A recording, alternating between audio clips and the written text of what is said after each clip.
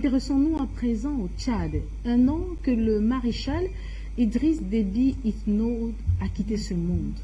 Une pilule difficile à avaler jusqu'à ce jour.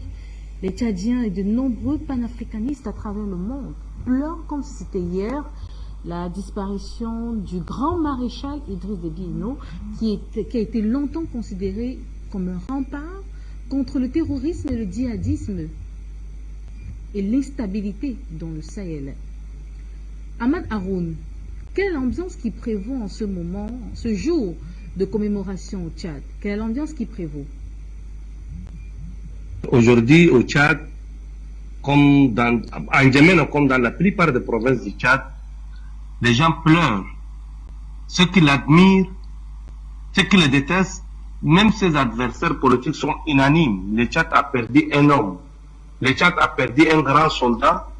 C'est pourquoi aujourd'hui à Amdjaras, sa famille nucléaire, ses amis politiques et ses partisans, les membres du gouvernement, certains qui l'aiment comme un père, ils sont aujourd'hui là-bas pour commémorer la disparition, un an de la disparition du maréchal du Tchad, d'un panafricaniste d'action qui a tout donné pour le Tchad et il a tout donné pour la sous-région. Ce qu'on retient de lui, c'est un homme qui a apporté la liberté au Tchad. En décembre 90, lorsqu'il a pris le pouvoir, il a dit, je ne vous ai apporté ni or, ni argent, mais c'est la liberté. Le peuple tchadien a connu cette liberté, la liberté d'expression. Le maréchal du Tchad a été l'ami de tous les médias, tous les acteurs de la vie sociopolitique et plus particulièrement de tous les panafricanistes. Nous n'oublions pas l'amitié que le maréchal du Tchad a avec les autres médias et surtout les panélistes d'Afrique Média qu'il aime comme ses enfants, qu'il a toujours admiré et qu'il nous a toujours encouragés. Donc au Tchad aujourd'hui, le peuple retient de lui un homme qui sait pardonner, un homme qui a le cœur, mais en tout cas un père qui a disparu. Donc le peuple tchadien aujourd'hui est orphelin. Beaucoup pleurent sa disparition, mais aussi regrettent comment ils n'ont pas pu profiter. Avant sa disparition, lors de dernière campagne électorale, il ne fait que dire au peuple tchadien de prendre le destin en main. Il disait à la jeunesse tchadienne que nous on a fait notre temps, que les ennemis du Tchad veulent la déstabilisation du Tchad de l'Afrique. Il ne faut pas céder. Nous, on va partir. On va mourir comme Gaddafi est mort. On va mourir comme ils ont assassiné Tombalbaye, comme ils ont assassiné Sankara. On va partir. Mais le destin du Tchad, c'est sur vos mains. Donc, à la dernière minute, beaucoup de gens n'ont pas compris, mais avec sa disparition, un an après, on retient comme c'était hier. C'était hier, le maréchal ne fait que construire la jeunesse africaine et plus particulièrement la jeunesse tchadienne.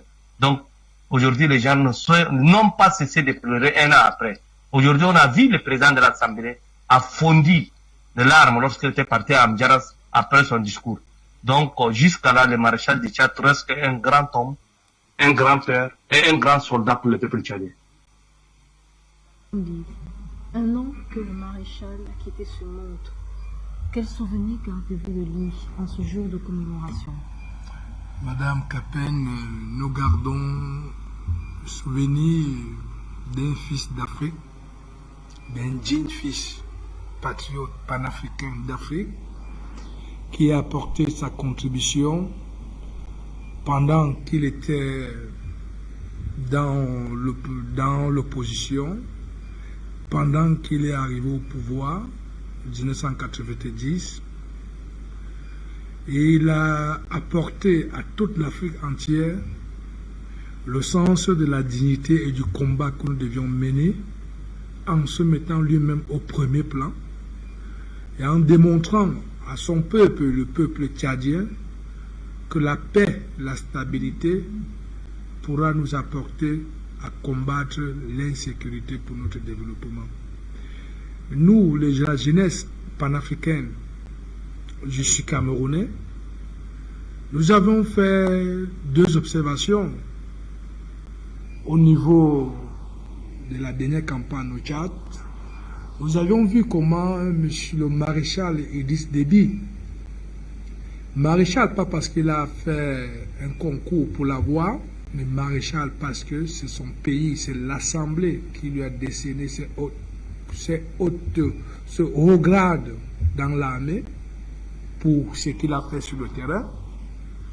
Comme je disais tantôt, pendant sa campagne, nous avions observé un homme qui nous donnait, qui impulsait à la jeunesse panafricaine le sens de la gravité de ce qu'il pourra nous laisser et de ce que nous sommes, en disant, en rappelant l'histoire de l'Afrique, en particulier au Tchad, sur la démarche qu'il est en train de prendre.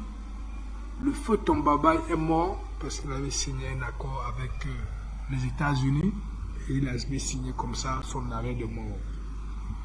Mais lui, où il est là, il sait que cette élection qu'il va gagner, c'est pour donner une impulsion.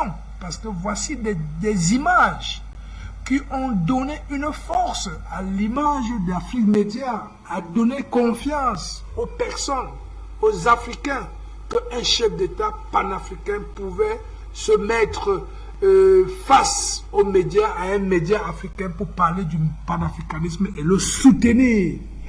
Et nous avons remarqué quelque part que lors de ces mêmes campagnes, il se sentait heureux de se dire « Je suis chef d'État, mais je suis un père de famille, je suis un grand frère. » Il était libre de s'exprimer dans le cours d'une campagne à toute la jeunesse, comme s'il disait « Moi aussi je partirai, mais voilà, je vous donne le bâton de pèlerin.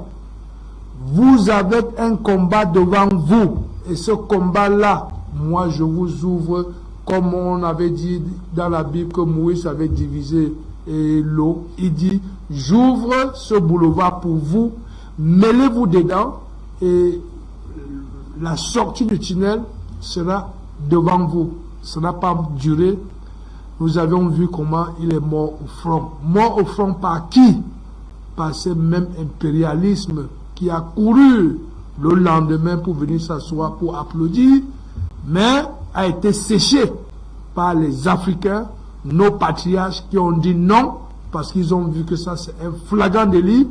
Vous avez déjà tué près de 24 et vous venez d'assassiner encore devant nous quelqu'un qui vient d'être élu, tout simplement pour l'opinion.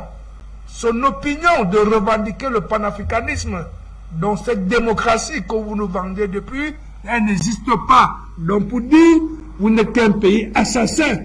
Voici que dans la géostratégie mondiale aujourd'hui, la géostratégie panafricaine, nous retrouvons que le maréchal Idriss Déby a posé des bases avec ses confrères. Il n'est plus là, mais nous, la jeunesse, nous avons pris ce tremplin parce qu'il nous accompagnait, et certains des patriarches qui sont là sont en train de suivre les bases qu'ils avaient mises, et nous avons eu la chance aujourd'hui que la Russie qui est arrivée, parce que nous sommes sûrs à 200%, à 100%, que si le maréchal ne serait pas décédé, il aurait fait la même coopération avec la Russie, parce qu'elle était prête, il était déjà prêt à demander aux bases françaises de sortir de la France, du Tchad, parce que l'insécurité, le terrorisme n'est que amené sur le sol que par les bases militaires françaises. Un exemple, le Mali combat le terrorisme, la France se fâche.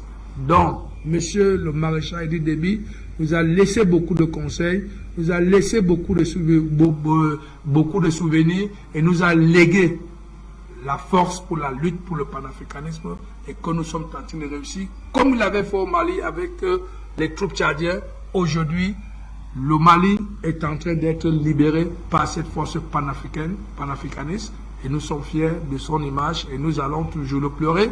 Mais ceux qui l'ont tué, c'était pour reculer le combat panafricain, mais ils ont tué un maréchal, ils ont créé des milliers de maréchals, et nous sommes là, et nous y serons jusqu'à la fin de cette souveraineté totale que nous voulons pour l'Afrique. Bandakani, lors d'un sommet des chefs d'État de gouvernement de la communauté économique des États de l'Afrique centrale, de la CEAC, de la CEDEAO, mais également de la CGG, la Commission du Golfe de Guinée sur la sûreté et la sécurité maritime dans le Golfe de Guinée, le défunt président Idriss Déby Itno avait déclaré, je cite, que la paix et la sécurité sont préalables à tout développement économique. Et ces préalables ont été mis en cause par des ennemis sournois, des trafiquants internationaux, bien organisés, bien armés et disposant des moyens financiers colossaux. Fin de citation. Pour certains observateurs, cette déclaration est lourde de sens. Cette déclaration est profonde. Quelle interprétation faites-vous de cela? Que pourrait traduire cette assertion du défunt président Idriss Déby Itno? Ben, écoutez, il a même dit pire que ça. Vous vous rappelez, lors d'un sommet, je crois, à Dakar, il désignait carrément les Occidentaux. Il avait dit, vous n'avez pas assuré le service après-vente sur le cas de la Libye. Il a dit, nous vous avons interpellé de ne pas intervenir en Libye. Vous n'avez pas écouté, mais vous n'avez pas fait le service après-vente.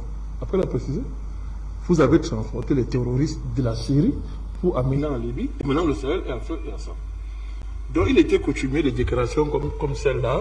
Quand il n'en pouvait plus, il était obligé de sortir dans l'angle de bois diplomatique pour mettre les sujets sur la table. L'interprétation qu'on peut faire, c'était sa façon à lui de sensibiliser sur ce qu'il considérait comme étant des dossiers graves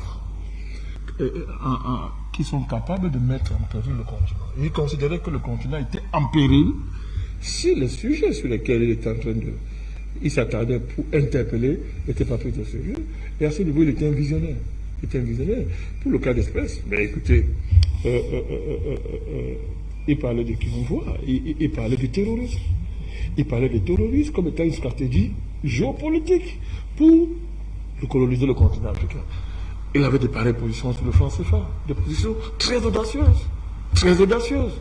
Donc, vous dites que quand on met tout ça ensemble, on comprend qu'il s'agissait là d'une vision, d'une conviction que l'homme avait acquis au fil du temps. Il a rencontré le panafricanisme grâce modestement au travail qu'on a fait, et il a embrassé ça. Il a embrassé ça, et ça, vraiment, ses prises de position étaient d'une cohérence extraordinaire en la matière. Donc, vous vous souvenez, il était bien placé pour le dire, parce que les trafiquants, parler de sommet sur le golfe de sécurité, sur le golfe de Guinée, c'était à Yaoundé. Ben, et derrière tout ça, c'est les déstabilisations organisées. On va dire les pirates de mer. Mais qu'est-ce qu'on appelle pirates de mer? Ces pirates-là sont l'avant-garde des démarches de déstabilisation des pays africains. C'est connu et c'est établi. Les pirates de mer, c'est un agenda. C'est une organisation bien faite. Parce que derrière ça, si on n'est pas vigilant, vous prenez le sommet sur le golfe de Guinée, ce sommet-là, imaginez-vous, si un pays comme le Cameroun, par exemple, n'avait pas pris les dispositions pour s'équiper déjà à la matière et anticiper sur tout le trafic qu'il y avait là, dans le golfe de Guinée, au niveau de la mer deviendrait, sous le prétexte de lutter contre les pirates de mer, une zone, une fois de plus, vous voyez, un boulevard ouvert, n'est-ce pas, pour une colonisation maritime du continent, en général, et du golfe de Guinée. Alors, quand vous ne contrôlez pas vos différents golfs, vous n'êtes pas des États. Parce que, comme on l'a fait au niveau du Sahel, on va entrer par les pirates de mer, on les mettra devant. Donc, ils savaient de quoi ils parlaient. Quand ils parlaient, c'est-à-dire, ces trafiquants sont comme justement les terroristes, qu'on met en avant pour justifier Takuba, pour justifier Balkan. Et quand on vient chez vous, vous avez deux régions du pays, moins de 10 km, 10% du pays qui est dans les mains des terroristes. Les gens viennent, en 8 ans, les terroristes s'occupent 90% de votre territoire. Ils défilent à Kidal, devant l'ambassadeur d'un pays, la France, au nom de l'État fantomatique de la Zawad. Voyez à quel niveau on arrive. C'est simplement pareil pour la sécurité maritime. C'est de ça qu'ils parlaient. Et ils savaient de quoi ils parlaient. Et à ce niveau, sa vision panafricaniste, au regard des moyens limités du Tchad, il a concrétisé ça au niveau de l'armée. J'ai appelé ça le panafricanisme militaire. Le Tchad était un pays qui n'avait pas assez de moyens. Il a dit ok, j'ai une armée entraînée, j'ai une armée aguerrie, eh bien, je mets mon armée au service de l'Afrique. C'est par là que je vais traduire mon panafricanisme. À défaut d'imposer un changement de franc CFA à présent, à défaut de faire bouger les lignes au niveau de l'Union africaine, parce que vous savez que l'Union africaine, ce sont des petits vauriens qui sont salariés de l'Union européenne. Donc, il a dit, ok, quel est l'outil que j'ai sur la main? Complètement, c'est mon ami, je mets ça au service du panafricanisme. Et qui peut douter qu'il ne l'a pas fait? Qui peut nier qu'il ne l'a pas fait? Il a pris l'argent de son pays, grivant le budget du Tchad, pour financer l'engagement des militaires tchadiens dans des champs contre dans des fronts antiterroristes. Alors que quand je le faisais, les Français, par exemple, n'y participaient pas, même pas le carburant. Et quand il y avait un peu d'argent qui venait entre guillemets des contributions internationales, et bien qu'est-ce que France faisait? Elle prenait l'argent et mettait dans sa poche. On se rappelle très bien ce qui s'est passé au niveau des affaires, des Ifogaz, où le président, l'armée tchadienne arrive pour enfiler avec les terroristes. On lui dit, monsieur, arrêtez, c'est ça va. Ne continuez plus. Et qui le lui a dit, l'armée française. Donc, ce sont des faits. Ce sont des faits. Donc, aujourd'hui, après son départ, comme vous avez dit, dans le lieu céleste, aujourd'hui, la situation au Tchad doit interpeller tous les panafricanistes et tous les pays qui aiment l'Afrique. Parce que le Tchad a un tournant. Le Tchad a un tournant. Il n'est pas évident de remplacer quelqu'un de la statue du maréchal. Et ça se voit. C'est pour ça que les pas de la transition au Tchad sont des pas complexes, qui sont incompris pour la plupart, et qui peuvent laisser perplexes certains. Mais il faut toujours garder du recul, regarder toute la situation globale du Tchad. Tout à l'heure, j'étais en train de lire les documents. C'est un pays qui fait face à on est au Qatar, vous avez au moins 250 soi-disant politiciens pour les 60 groupes politico-militaires. Vous vous rendez compte? On est en train de vous discuter avec eux. De moi à vous, qu'est-ce qui peut sortir de bon d'une pareille discussion? Mais parlons sérieusement, je vais vous parler des défis du pays. Et vous allez comprendre quel rôle joue le maréchal. Et s'il ne l'avait pas assassiné, si la France ne l'avait pas assassiné, si M. Macron ne l'avait pas assassiné, comme je le dis, dans le premier jour, n'est-ce pas, attendant qu'on me demande tout le contraire, n'est-ce pas, comme la France a dit, si ce n'avait pas été assassiné, regardez à quel niveau il aurait placé le Tchad. Tout à l'heure, quelqu'un vous a dit, je crois, c'est la Paul Fanga, si mes souvenirs sont exacts, donc c'est lui, il avait déjà pratiquement signé avec la Russie. C'est pour ça qu'on l'assassine. Le président le maréchal a été assassiné à cause de son rapprochement très sérieux avec la Russie. C'était très avancé. Et d'ailleurs, même le fils Mahamat n'a pas renoncé à ça, puisqu'au niveau militaire, il se bat, malgré toute la situation compliquée, pour essayer de consolider un peu ça. C'est pas évident. Quand on vous amène au Qatar, vous croyez que c'est par hasard que la réunion de le premier dialogue est au Qatar? Mais raisonnons un peu. Pourquoi le Qatar? On sait très bien que tous ces groupes djihadistes, n'est-ce pas, étaient en partie portés par le Qatar, quand c'était par l'Arabie Saoudite, mais ils le faisaient pour qui? C'était des sous-traitants de Paris, vous le savez. On le sait. Dans ces pays-là, on a le dit à un moment donné, quand il y a eu clash entre l'Arabie Saoudite et le Qatar, à mon vision, en s'insultant, ils ont dit la vérité au monde entier. Ben évidemment, on a fait ça de ne pas comprendre. Vous voyez ça? Donc, quand on amène au Qatar, et on vous dit, moi, ça me rappelle Marcoussi. Vous vous rappelez souvent de Marcoussi? On a demandé au président Babou de s'asseoir avec des criminels qui ont porté des vestes, de les mettre dans le gouvernement du pays. On est obligé de faire d'un. Et le Premier ministre, le sort de la Côte d'Ivoire, ça a accéléré les choses. Vous comprenez? Donc, vous voyez dans quelle impasse on est à Doha. Tout à l'heure, vous avez essayé de faire un peu une synthèse. Mais le gouvernement, vous voulez à la place du Tchad, vous faites quoi? Quel accord peut arriver au Tchad? S'il y a un accord, à Doha, ça veut dire que je suis désolé de le dire, c'est-à-dire qu'il n'y a plus de temps au Tchad. Parce que dès que vous acceptez de négocier sous le parapluie d'un pays comme le Qatar, qui lui-même n'est que là pour la France, pour le nom de la France, avec qui ils ont des deals géopolitiques, si vous acceptez, j'arrive. Si vous acceptez d'espérer de négocier avec eux. On va toucher ce sujet en deuxième partie. Voilà. Je termine, voilà. Allez-y. C'est-à-dire que si vous acceptez, vous avez une armée espagnole, avec 1000 têtes. Parce que chaque gang terroriste qui est dans l'armée, il va dire que bon, moi je suis un État, je suis une armée dans l'armée. L'armée est ingérable. Je pense que le maréchal, Mahamat, c'est ça, le demi-fils, il est bien conscient de ça. C'est compliqué. Vous avez au Tchad la France qui tire les ficelles derrière, elle a ses réseaux, n'est-ce pas? Elle a ses réseaux, elle veut que si la transition passe, c'est la France qui revienne en force. Je vous rappelle qu'il y a l'opération Bacal en Djamena, il y a une base militaire française à faire un jour, mais c'est compliqué ça. Comment un pays s'en sort? C'est compliqué. Donc la tradition tchadienne, je vois les gens vont vite, on critique, il ne fait rien. Je dis pour l'instant au moins, Mahamat Déby a réussi à stabiliser le pays. Le pays est quand même stable. C'est important pour toute la sous-région, cette stabilité tchadienne. Il faut que tous les pays de la sous-région, tous les gens, quand je dis sous-région, je vais la grande sous-région, depuis le Sahel, l'Afrique de l'Ouest jusqu'à l'Afrique centrale, il faut que ces pays africains, je dis africains, se mettent rapidement au chevet du Tchad. Et ne pas laisser le Tchad seul dans les mains des Français. Et les manœuvres qui font que d'un côté, on prend le fils en otage, parce que vous avez d'un côté tel frère du président Déby qui tire les ficelles du côté de ceci, tel frère qui tire les côtés de ceci et consort. Ce pays peut exploser. Et si le Tchad explose, ben c'est très grave pour tout le peuple de Guinée, Madame Capen. Vous voyez donc l'importance du maréchal. Ce monsieur avait réussi déjà à imposer le politique de l'État, c'est pratiquement tout le Tchad. Vous avez réussi ça. Dans un pays, dans un pays qui a une tradition de guerre civile, qui a une tradition militaire de guerre civile, les gens qui ont vécu dans les États où il n'y a pas de coup d'État, il n'y a pas de guerre, peuvent pas comprendre. Mais quand vous êtes dans un État qui a pratiquement fait 50 ans dans la guerre, il faut un guerrier de haut niveau pour maîtriser les autres guerriers et stabiliser l'État. Les pays européens sont passés par là avant d'arriver à consolider les États au niveau civil.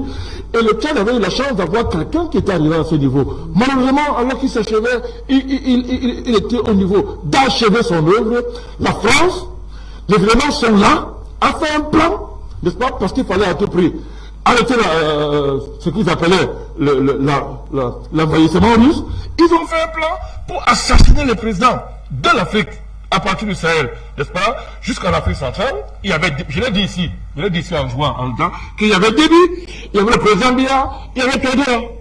C'est lorsqu'on au Blanc-Dima. C'est quand on a attrapé M. Quignolo que les gens se sont rendus compte que, on ne disait pas n'importe quoi. Mais dès la fin du Covid, un document secret français a fuité sur le plan de renverser les présidents de l'Afrique centrale en utilisant le Covid. Donc c'est pas la blague. C'est parce que la France a vu la montée en puissance, paniquée par ce qui s'est passé en Centrafrique. La France a demandé au maréchal de refaire le coup qu'on avait imposé la dernière fois, entrer en guerre en Centrafrique, protège, comment dire ça, par une Bozizé pour renverser Touadéra. Il a dit, niet, vous ne me prendrez pas deux fois. Mais on le lui a fait payer. On le lui a fait payer. Alors que le Tchad était en train de prendre un tournant. Moi, je me rappelle son discours de campagne. Rappelant Tombabaye, vous vous rappelez? Le gars était loin, il était loin, c'était terminé ça. Il était loin. Alors, Macron l'a assassiné en plein vol pour empêcher le Tchad de franchir le grand pas. Et moi, si les Russes venaient au Tchad, et ils viendront, Macron perd le temps, la France perd le temps, ils viendront, ça terminé pour Barkhane. Vous aurez eu un scénario à la Centrafricaine. C'est un cauchemar pour la France. À qui profite le crime? Ça se voit. Ça se voit, c'est évident. Linda Labaoui, un an après la disparition du maréchal Idriss Déby Itno, quel défi pour le Tchad?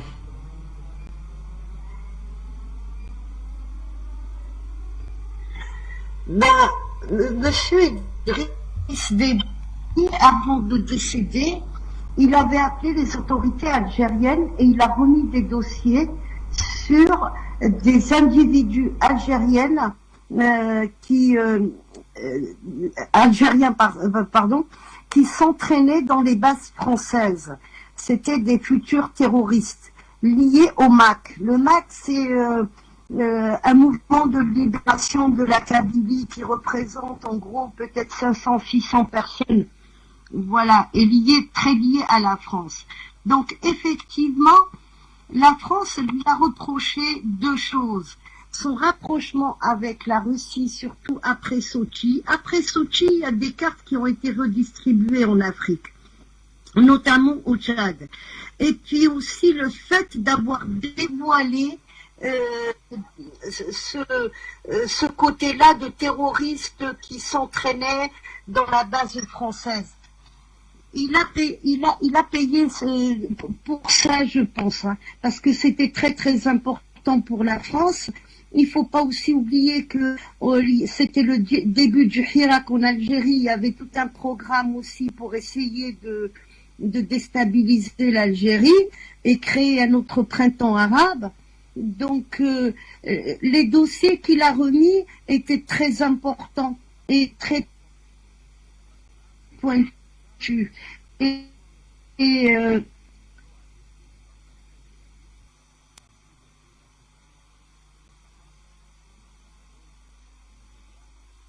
Justement, les défis pour le Tchad. André Christelle-Franga, je vous renvoie la question. Aujourd'hui, ça fait 1 an exactement que le maréchal a quitté ce monde pour rejoindre le monde céleste. Alors, Quel défi pour le Tchad? Madame Céleste Capelle, c'est un souvenir douloureux. Pour un Camerounais comme moi, nous savons le rôle que le président Idriss Déby, le maréchal, a joué contre Boko Haram. Nous savons que le maréchal lui-même, à un moment donné, est descendu sur le terrain pour bombarder les positions de Boko Haram sur ce corridor-là, qui liait le Cameroun et le Tchad et le Nigeria aussi. Nous savons que le président Idriss Déby, un bon militaire, un bon soldat, a combattu le bon combat, comme le disent les Saintes Écritures. Maintenant, les défis sont là. Les défis sécuritaires, les défis de stabilité, les défis de géopolitique, de reconstitution, même les défis économiques. Parce que vous savez, quand vous avez une armée c'est d'abord les moyens financiers, les moyens matériels. Parce que pour que l'armée du Tchad puisse se déployer, il faut des moyens logistiques. Et aujourd'hui, le Tchad se retrouve en difficulté. Donc, le pays est en difficulté aujourd'hui. Les défis aujourd'hui, c'est qu'il faut trouver un autre maréchal Idriss Déby. Il faut quelqu'un qui va stabiliser, en fait, qui sera à la tête de l'armée pour justement mettre de l'ordre là où il y a le désordre. Parce que Idriss Déby n'était pas seulement le président du Tchad. On peut l'appeler comme le maréchal de l'armée africaine de défense des droits des Africains sur certains territoires occupés par les terroristes français. Parce que quand vous vous rappelez de la situation dans le Sahel, d'ailleurs même c'était l'un des plus grands défenseurs du Sahel, le fils Mahamat qui est aujourd'hui au pouvoir faisait partie du commandant qui ont libéré une partie du Mali, du terrorisme. Et quand ils sont arrivés à une situation, le président Badakani en parlait tout à l'heure, des Ifogas, c'est là où l'armée française et les Français ont dit non, n'entrez pas. Mais alors qu'ils étaient décidés à libérer le Mali en ce moment-là du terrorisme. Donc vous comprenez encore que les Français, le peuple français, la France pays, État, gouvernement, c'est des terroristes. C'est un État terroriste. Et donc, quand on veut combattre le terrorisme, vous avez pour premier adversaire la France. Donc, aujourd'hui, cette armée l'a prouvé, avec à sa tête le maréchal. À plusieurs niveaux, le maréchal Idriss Déby a joué un rôle extrêmement important. Il l'a dit, il l'a fait, il a pas seulement dit, il a même entré en action sur plusieurs fronts. Quand il dit le service après-vente n'a pas été assuré, parlant du cas de la Libye, il rappelait simplement aux Français que le Nabet de Sarkozy, prisonnier, vous savez que c'est un prisonnier, le petit voyou français, l'assassin là, et il soutient Macron. Hein. Vous êtes au courant quand même que c'est l'un des soutiens importants d'Emmanuel Macron. Nicolas Sarkozy avait les bracelets aux mains. C'est-à-dire un prisonnier, quelqu'un qui est un prisonnier, soutient le chef d'État actuel. Donc, vous comprenez le niveau de voyoutisme de cet État-là. Quand il disait que le service d'après-vente n'est pas, il interpellait Nicolas Sarkozy. Parce que c'est Nicolas Sarkozy qui avait dit à Mondiovision sur l'âge immédiat mensonge qu'ils vont apporter la démocratie en Libye. Donc, il n'y avait pas de démocratie en Libye. Ils vont amener la démocratie. Monsieur Nicolas Sarkozy, Monsieur Macron, Monsieur les Français, s'il vous plaît, que France 24, RFI, BBC, CNN braquent un peu les caméras sur la Libye actuelle, est-ce qu'il y a la démocratie, selon vous-même, selon même vos simples principes, est-ce qu'il y a la démocratie actuellement en Libye? Donc quand le président Idriss Déby interpelle les Français dans ce sens-là, c'est pour leur mettre face à leurs responsabilités que regardez. Donc aujourd'hui, les défis sont énormes de quelqu'un qui a la capacité de prise de parole, qui peut dire aux yeux du monde la vérité, parce que c'est un homme véridique. Ah oui, on se rappelle le dernier discours de campagne, monsieur le président Bandakani. On se rappelle de ce discours. On se rappelle à chaque fois, partout où se retrouvait son discours. Il y a des vidéos, vous pouvez écouter. Et ça, la France ne pouvait pas accepter que ce monsieur reprenne encore les 5 ans de pouvoir. Sinon, la France devait quitter définitivement le Tchad. Donc, il fallait absolument l'assassiner. Donc, les défis sont aussi les défis de reconstituer, de remettre en place un homme capable de prendre des décisions et avoir le courage du maréchal Idriss Déby. C'est ça l'une des choses que, même que ça ne soit pas forcément au Tchad, ça peut être en Afrique centrale, ça peut être un peu de partout. Nous pouvons voir, nous pouvons dire que, monsieur Doumbouya, vous êtes militaire, donc vous pouvez faire le même travail. Monsieur Sawadogo du Burkina Faso, ok. Assimi Goïta a fait déjà un travail assez énorme. Mais nous pensons qu'aujourd'hui, au Sahel, nous avons besoin d'un homme de la posture d'Idriss Déby, parce que ne regardez pas seulement le Tchad. Quand on parle d'Idriss Déby, ne regardez pas seulement le président, le maréchal du Tchad. Non. Idriss Déby n'appartenait plus seulement au Tchad. Il était devenu le sauveur, le sapeur-pompier de l'Afrique centrale, le sapeur-pompier du Sahel, presque le sapeur-pompier de toute l'Afrique, parce qu'en réalité, il mettait ses hommes à la disposition de chaque État qui avait besoin d'aide militairement. Pourquoi ne pas pleurer ce genre de monsieur? Pourquoi ne pas soupirer et continuer à prier Dieu qu'un autre maréchal Idriss Déby puisse naître? Parce que, en réalité, l'une des choses qu'il faut rappeler, et c'est Oumiobe qui l'avait dit, le sang d'un Nero ou bien d'un nationaliste versé. Et c'est une semence qui produit d'autres nationalistes. Et aujourd'hui, je pense que l'assassinat d'Idriss Déby, nous parlons d'assassinat, on ne parle pas de la mort. L'assassinat de M. Idriss Déby, du maréchal, va produire d'autres Idriss Déby en quantité, même s'ils ne porteront pas le même nom, Idriss Déby, mais ils auront la même art, le même courage que le maréchal. Paix à son âme. On vous laisse le temps de revenir sur votre analyse concernant les défis pour le Tchad 1 an après la disparition du maréchal. De façon rapide.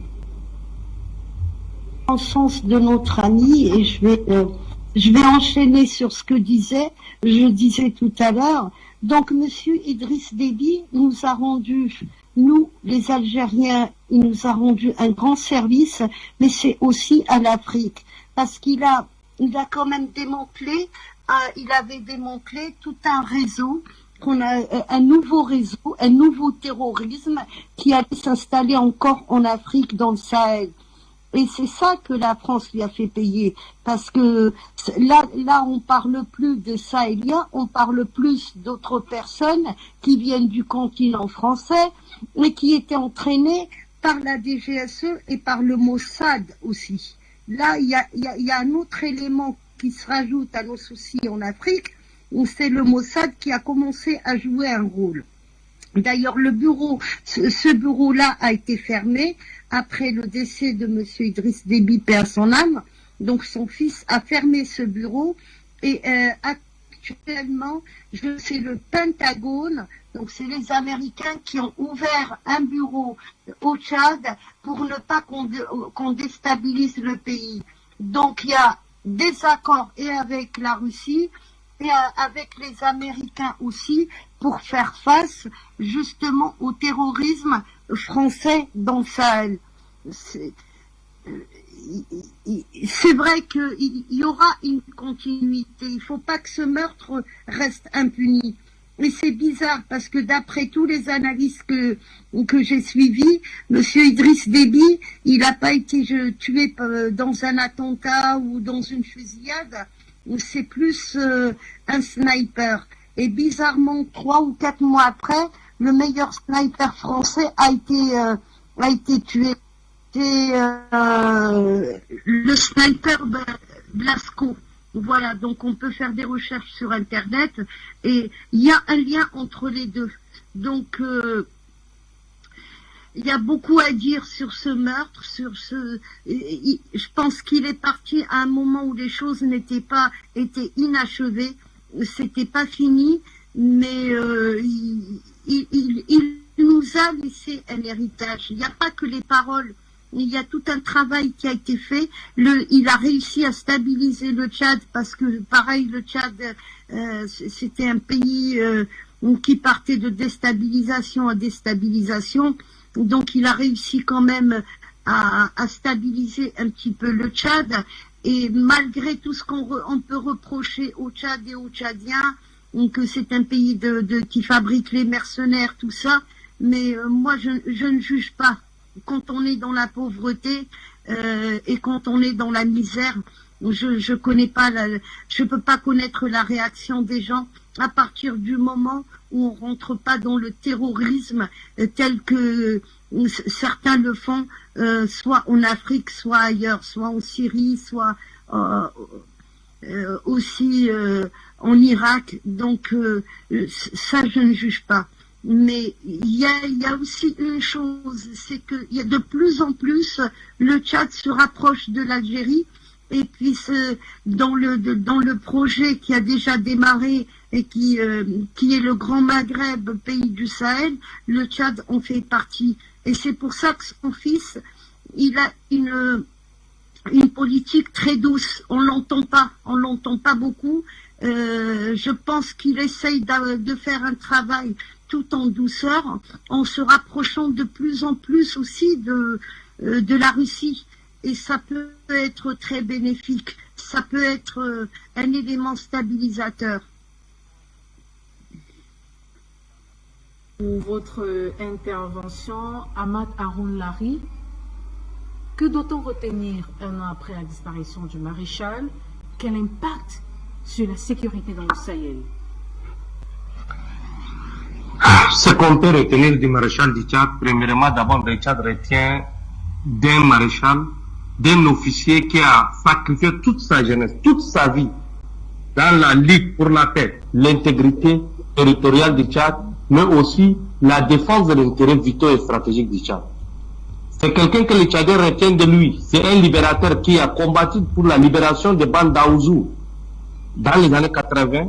C'est quelqu'un qui a pris le pouvoir en 90, mais depuis 90, il était toujours sur le terrain pour maintenir la paix. Malgré que pendant ces 30 ans, les pays ennemis du Tchad ne font qu'alimenter le terrorisme, ne font qu'alimenter les rébellions. Et aujourd'hui, après sa disparition, on se retrouve avec 52 groupes armés qui se retrouvent à Doha, au Qatar. 52 groupes armés pour un pays comme le Tchad. Donc vous comprendrez que comment les maréchals appuient et stabiliser ces pays. Un an après sa disparition, ce qu'on retient de lui, on retient un homme qui a construit une armée, qui a réformé cette armée en 2011, parce que ces réformes ont été commencées en 92, n'a pas pu, en 2005, la guerre a recommencé, et en 2011, d'abord, ils ont mis en place la politique nationale de défense, la politique nationale de défense du Tchad, mais cette politique n'a pas été mise en œuvre correctement. En 2021, on a eu la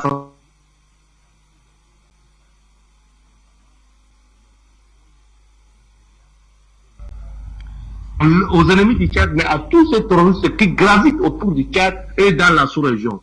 On retient d'un homme qui a su combattre le terrorisme, qui a mis les moyens du Tchad, qui a mis son énergie pour la libération du Tchad et des continents africains. Donc c'est un homme qui a toujours dit que je vais mourir arme à main. C'est un homme qui dit que je ne suis pas un maréchal, un président de salon. Je vais descendre sur le terrain, je galvanise mes troupes, et aujourd'hui nos généraux, les généraux tchadiens, retiennent de leur chef suprême qui a été toujours au devant. En 2021, lorsqu'on a pris l'opération de Boma pour chasser, pour aider les terroristes de Boko Haram du lac Tchad, ces anciens compagnons qu'on appelle les bas-ministres, les veillards, les juillet, ils n'ont pas laissé les maréchals partir seuls. Ils se sont engagés pour partir avec nous. Beaucoup d'entre nous et sont morts. Mais en 2021, à la fin de sa vie, le maréchal a décidé de partir et stopper l'ennemi dans le désert. Et là où il a été assassiné. Il a été assassiné par les ennemis du Tchad. Il a été assassiné. Jusqu'à là, le peuple tchadien pleure sa mort parce qu'ils savent très bien comment il a été assassiné. Ils savent qui l'a assassiné. Et le peuple tchadien savent très bien que l'héritage du maréchal ne disparaîtra jamais. L'héritage ne disparaîtra jamais. Même ceux qui le détestent, ils savent que le Tchad n'a pas connu un officier comme lui. Un officier dans l'âme. Un officier qui a tout fait pour l'Afrique. Et il a démontré à la face du monde que l'Afrique a l'armée. L'Afrique doit prendre le destin en main. Et que c'est dans cette optique qu'il a mobilisé l'armée tchadienne jusqu'au Mali, à plus de 3000 km de son frontière. C'est là où il a montré à la face du monde la coopération interafricaine avec le Nigeria, avec le Cameroun et avec d'autres pays du Sahel dans la lutte contre le tourisme.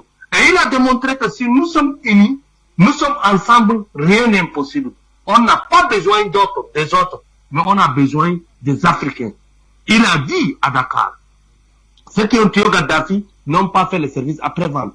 Et il a dit clairement que c'est aux Libyens eux-mêmes de s'engager. C'est aux Libyens eux-mêmes de chercher la paix. Et il a dit, et il n'a fait que répéter avant sa mort, que les Africains doivent prendre leur destin en main. On a nos soldats, on a la capacité.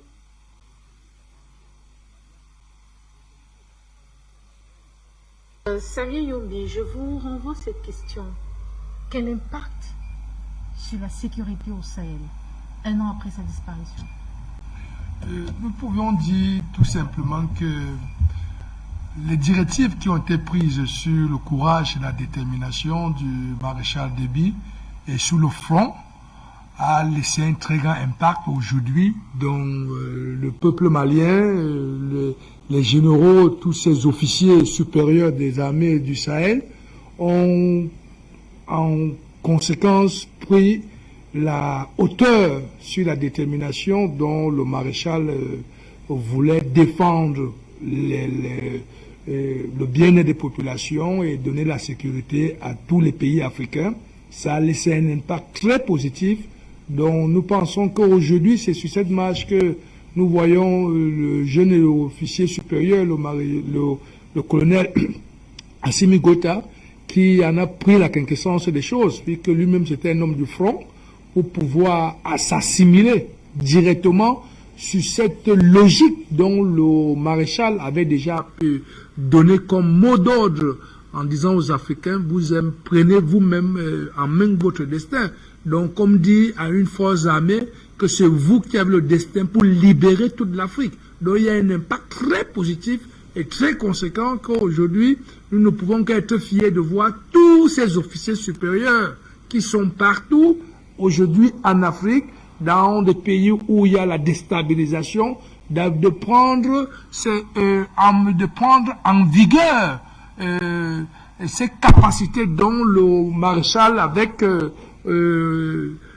comme valeur pour descendre et chercher la sécurité et la paix partout où on avait besoin de lui.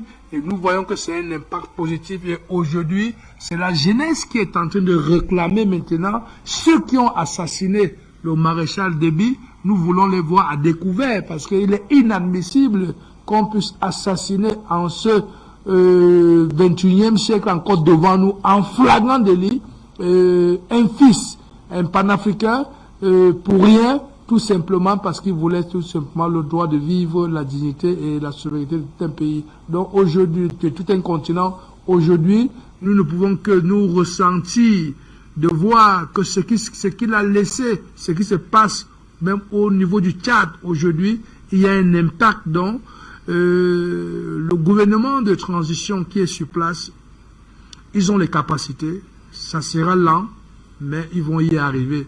Parce que c'est pas facile de gérer 52 groupes armés.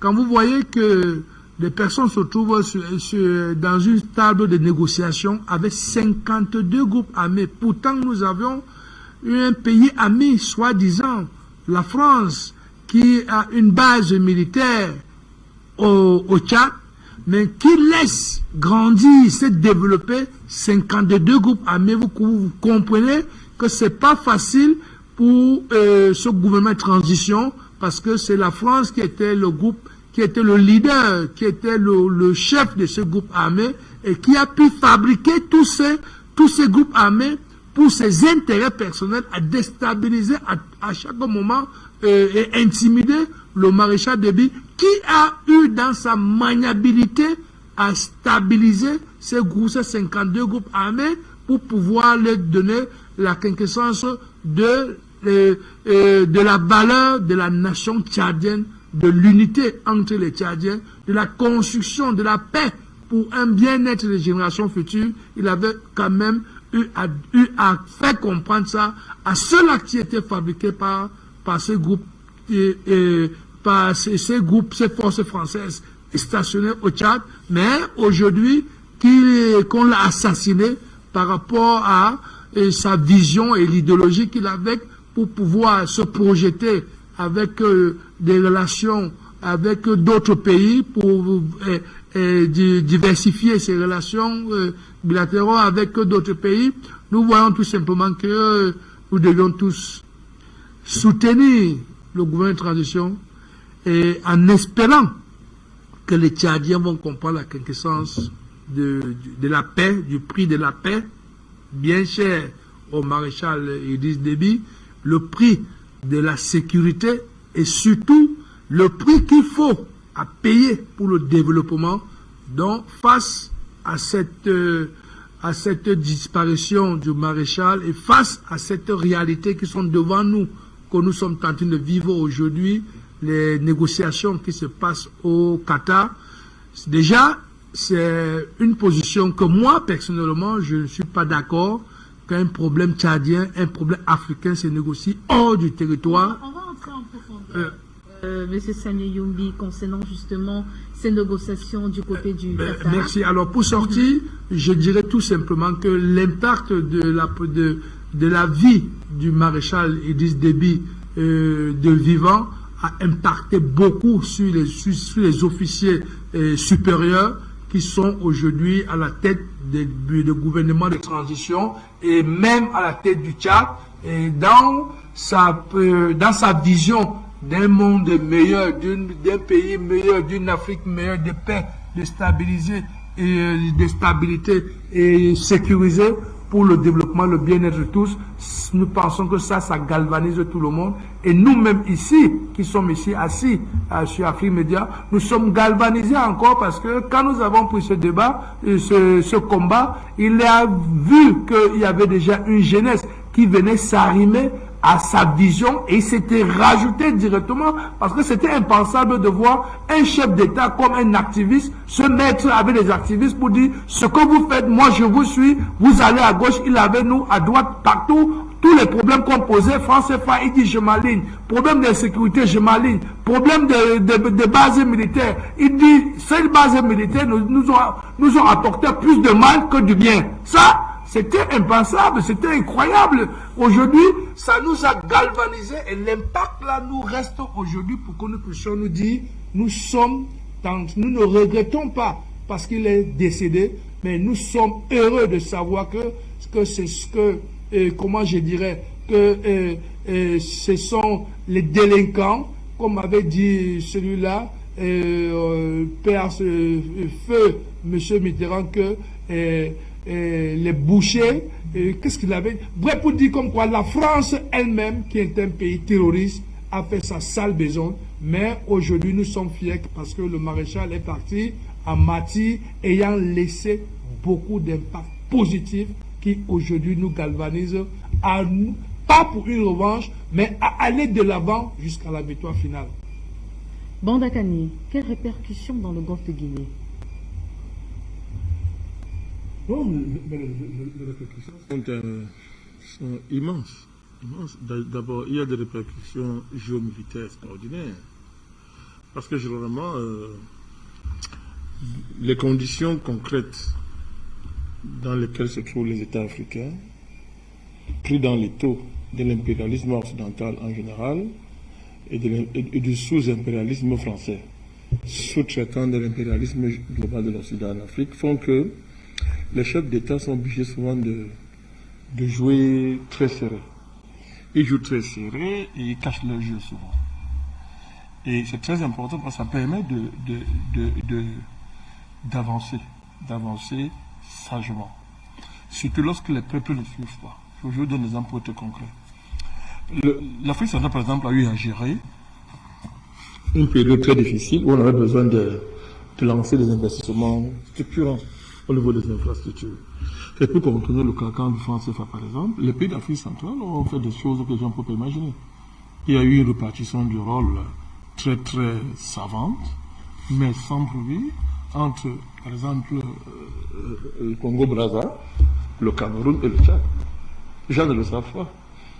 Mais ça, ils ne pouvaient pas dire. Quand c'est comme ça, vous imaginez qu'il faut se tenir, il faut que le président, que le président soit en place, qu'il se soutienne pour que les cycles d'investissement, par exemple, qu'ils veulent engranger et les projets qu'ils veulent faire aboutissent. Mais quand on n'est pas au cœur de ces choses, on ne sait pas ce que ça leur coûte. C'est l'exemple que j'ai pris. C'est vrai sur le plan militaire. Vous n'imaginez pas le rôle que M. Déby joue sur le plan de la stabilité militaire, n'est-ce pas, du Golfe de Guinée. D'ailleurs, le président patriarche camerounais, à la faveur d'un sommet de la CEMAC, lui a rendu un hommage solennel. Il a insisté là-dessus, sur cet engagement panafricain. Je pense que c'était l'année dernière. Donc, pour dire que l'impact est terrible parce que là, il y a un impact sur les projets géostratégiques, n'est-ce pas, en matière de lutte contre le terrorisme, pour parler formellement, qui connaissent une zone d'incertitude jusqu'à ce que la situation se stabilise au niveau institutionnel, par exemple au Tchad. Vous savez que le Tchad actuellement est dans une transition. Ce qui fragilise les capacités de décision du président de la transition, vous le savez. Et à partir de ce niveau-là, le Tchad n'est pas en mesure de répondre au niveau de son potentiel et de ses capacités. Pour peser, n'est-ce pas, par exemple, dans les stratégies de lutte contre le terrorisme, je dis bien, je parle formellement. Donc, vous voyez, ça a impacté par exemple le Mali. Vous croyez que si le président du maréchal était vivant, c'est comme vit au Mali, ce ne serait pas comme ça. Hein? Alors, ce ne serait pas comme ça, je vous le dis. Donc, le nouveau président de la transition est obligé de manœuvrer. Il doit faire avec il doit rassembler tout, parlons comme ça, le clan. Il faut manœuvrer avec le tel frère qui a tel intérêt, tel neveu qui a tel intérêt, et qui, à cause du temps qu'il a passé auprès du maréchal, a des réseaux, tous ceux qui sont francophiles, qui veulent que non, il faut tout retourner aux Français. Il faut manœuvrer. C'est pas évident tout ça. Et ça a un impact dans les dynamiques que la sous-région va engager, que ce soit en matière de terrorisme, que ce soit en matière d'intégration sous-régionale, n'est-ce pas, au niveau des réformes de la CEMAC, au niveau des projets communautaires. Donc tout ça, ça joue. Donc l'impact est très important. L'impact est très, très, très, très important. C'était une très grande perte, le chef d'État l'a dit. Donc c'était quelqu'un d'immense, Madame Capen, quelqu'un d'immense, n'est-ce pas, qui était très engagé, le président Déby. Tout à l'heure, il a dit une chose extraordinaire. C'est le président Déby qui a présidentialisé ouvertement le combat panafricaniste. Vous imaginez ça? Je vais juste notre mot pour dire ce qu'il a dit. C'est-à-dire qu'il a apporté l'onction des chefs d'État. Et quand il a fait ça, ça a donné un plus de la crédibilité au combat que nous menons. Parce que pendant longtemps on parlait, il n'y avait aucun président qui avait fait une sortie officielle ouverte, vous comprenez, pour le faire. Et moi je vous fais une confidence. C'était pas en vain qu'il l'a fait. C'était justement dans une répartition des rôles, en termes de sagesse dans la sous-région. Je sais de quoi je vous parle. Oui. Au moment viendra, peut-être, on dira certaines choses. Donc, quand le président entre en scène, le président maréchal entre en scène, il a crédibilisé notre combat. Par exemple, le France CFA. Et ça a pris d'autres dimensions. On a commencé à nous regarder autrement. Je vous dis, même au niveau international, on a commencé à nous regarder autrement. Ça, il fallait le faire. Et pour faire ça, il fallait de la conviction. Il fallait avoir de la vision pour comprendre que le combat que nos enfants ont engagé peut aboutir. Parce que les enfants étaient matures déjà et responsables de pouvoir s'engager dans ce combat. Il fallait comprendre ça. Parce que nous qui n'avions pas de nom, on n'était pas on n'avait pas d'expérience dans le pouvoir, on n'était pas les gens des réseaux. On nous appelait aboyeurs, des gens effrayants. Mais quand un président de sa dimension ait pris celui de reprendre nos thèses, de nous tenir la main, d'être avec nous. Il était très proche de nous, très très proche de nous. Hein? Pendant qu'il fait une interview, il citait même les noms. Oh, je m'écoutais, il citait les noms à Mondovision, très proche de nous. Vous voyez, ça c'est quelque chose de très important. Cette articulation qu'il a fait entre un mouvement d'opinion, un mouvement puissant au niveau de l'opinion, au niveau de la géopolitique, au niveau de l'intelligence, de l'intellectualité, il a réussi à articuler ça à ce niveau institutionnel. C'était extrêmement extraordinaire. On lui doit ça. Nous lui devons ça. Et il a su positionner son pays, le Tchad, à une autre dimension, en embrassant le combat panafricaniste. Il a boosté le Tchad. Les gens, même ça, même jaillit sur l'image du Tchad, au niveau international. Et ça, c'est parce qu'il a réfléchi, il a dit, mais quel marketing géopolitique je peux faire pour que l'image du Tchad soit bonifiée, que l'image du pays change. Et il a su saisir ça. C'était du génie. D'autres n'ont pas compris, l'ont compris plus tard. Lui, il a compris ça très vite. Et ça a boosté le Tchad. Le Tchad est devenu une capitale, une petite capitale géopolitique.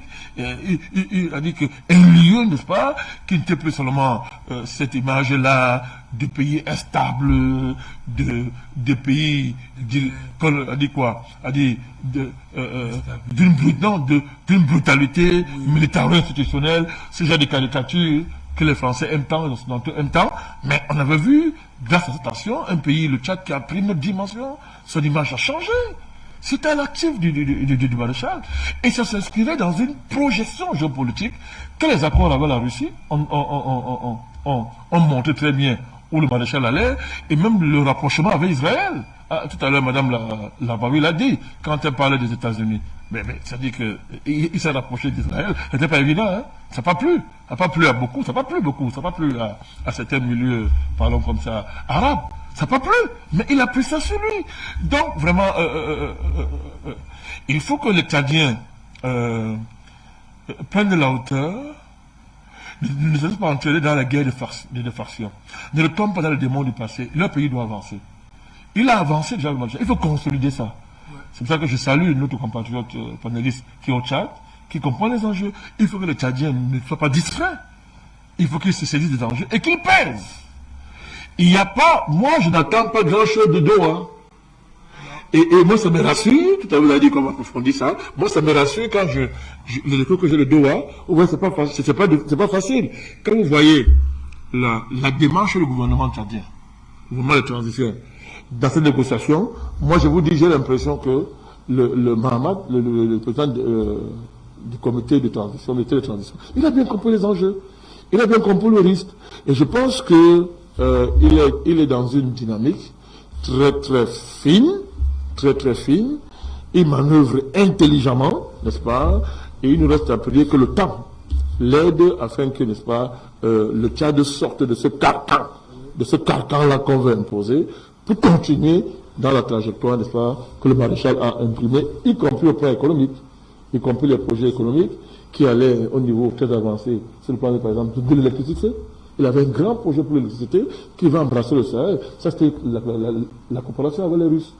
Ouais, c'était important. Voilà. Chers invités, nous restons au Tchad.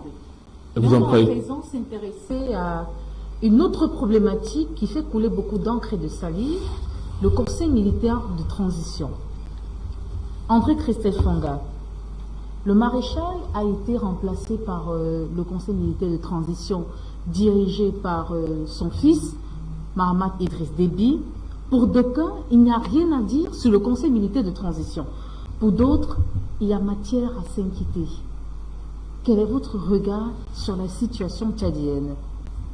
Alors, je voudrais d'abord compléter juste quelques petits éléments dans la prise de position du président Bandakane tout à l'heure, parce que vous lui avez posé la question quel impact dans la sous-région la disparition du maréchal Idriss Déby. Les Français nous ont créé Boko Haram de toutes pièces pour nuire au Cameroun, au Niger, au Nigeria et à d'autres pays. Il a fallu que Idriss Déby se dresse comme un seul homme avec son armée pour que Boko Haram soit réduit à sa simple expression. Parce que L'armée camerounaise est aguerrie à la guerre, était bien formée, mais on avait un biais qui était formé pour les opérations maritimes. Et on n'avait pas une armée qui avait la capacité d'opération au Sahel. Donc il n'y avait que l'armée du Tchad qui était véritablement bien outillée pour les opérations dans le Sahel. Donc le rôle extrêmement important du maréchal dans la sous-région a véritablement mis Boko Haram hors d'état de nuire. Vous imaginez si Boko Haram avait prospéré dans notre sous-région, qu'est-ce que nous serons devenus? Nous serons devenus un État, un no man's land, où rien de bon ne pouvait se produire. Donc, ça, c'est quelque chose, c'est un impact extrêmement positif dans la sous-région, CEMAC et des autres régions. Ça, c'était un élément extrêmement important qu'il fallait souligner parce que Boko Haram n'était pas fait pour nous. Boko Haram n'était pas, mais les Français ont justement loué, financé Boko Haram pour nuire à ces différents États-là. Maintenant, vous parlez de la transition. C'est une transition. Attendons voir. Vous savez, mais bien sûr, 12 mois, c'est rien. La France, mais, écoutez, je dis bien, Madame Capel, je voudrais rappeler à ceux qui disent que non, le gouvernement militaire, machin. La France a été dirigée pendant 14 ans par le général de Gaulle. Pas d'élection, transition sur transition. 14 ans. Il n'y a pas eu d'élection. Que des gens viennent nous rabâcher les oreilles, transition. Écoutez, la plupart des pays qui ont eu une stabilité économique, une stabilité sécuritaire, une stabilité presque dans tous les domaines, la plupart de ces pays-là ont eu à leur tête des militaires. Donc, quand on vient nous dire, on veut nous faire croire que des militaires sont incapables de diriger les États. Non, soyons sérieux. Vous connaissez un président américain qui n'a pas fait de service militaire, ou bien qui n'est pas un ancien militaire? La plupart ont été dans l'armée. Ils sont des anciens militaires. Donc, aujourd'hui, quand nous parlons de transition, c'est même péjoratif. Nous devons arrêter ça. Si nous avons décidé que c'est, je dis nous les Africains, c'est-à-dire je parle du cas du Mali, je parle du cas actuellement du Tchad, qui a un jeune militaire qui est au pouvoir. Mais est-ce que ce militaire n'a pas la capacité de gérer? Parce que l'une des forces de l'armée, c'est la discipline. Et nous savons tous que dans nos États, nous avons besoin de discipline. Il faut discipliner les gens. Et c'est ce que le maréchal avait réussi à faire, surtout dans un État, président Bandakani, vous l'avez bien souligné, dans un État qui a fait 50 ans de guerre au quotidien, où les gens étaient chaque jour. D'ailleurs, même dès que tu nais au Tchad, c'était que ton premier cadeau, garçon, c'est qu'une Kalachnikov. Donc c'est le premier cadeau qu'on te donne. C'est-à-dire, on te prépare à la guerre. Donc quand vous avez un État comme ça, qui a quand même, après 1990, la prise de pouvoir du maréchal Idriss Déby, il a réussi à stabiliser. On ne parlait plus des groupes armés. On est venu entendre parler des groupes armés que quand l'autre, on est parti prendre des ex-rebelles, on ne sait même pas, des ex-prisonniers en Libye, qu'on a détaché des petits zinzins qui ne pouvaient même pas arrêter. On a rempli avec les snipers français cachés à l'intérieur, qu'on a fait dire que non, c'est nous. Alors que le Tchad était dans une stabilité extrêmement importante sur le maréchal Idriss Déby. Donc vous voyez que de manière cohérente, le Tchad a réussi à stabiliser son pays. C'est un pays qui était un no man's land, était devenu un pays stable, un pays où on fait les élections. On bat campagne. On bat campagne, on bat tout le monde. Il y a des opposants, il y a presque tout. Et vous nous dites que non, ce n'est pas la gouvernance. Donc quand vous dites que le Tchad, la transition actuelle ne doit plus être appelée transition. Ça, moi, je ne suis pas d'accord avec ça. Les mots transition qu'on nous utilise un peu de partout. Mais, vous savez que même au ciel, il a failli avoir coup d'État, non? Oui. Même au ciel, chez Dieu, il a failli avoir coup d'État. C'est parce que justement, le camp de Dieu était tellement puissant. Sinon, le diable allait faire le coup d'État. Il a organisé le coup d'État contre Dieu. Avec des légions d'anges déchus. Donc, quand il s'arrive à un moment donné où un ordre ne fonctionne pas, on peut le dégager. Si c'est par les armes, c'est par la rue publique ou bien par des mouvements d'humeur, c'est possible. Ne plus appeler ça transition ou bien je ne sais pas quoi, coup d'état, machin. C'est une décision.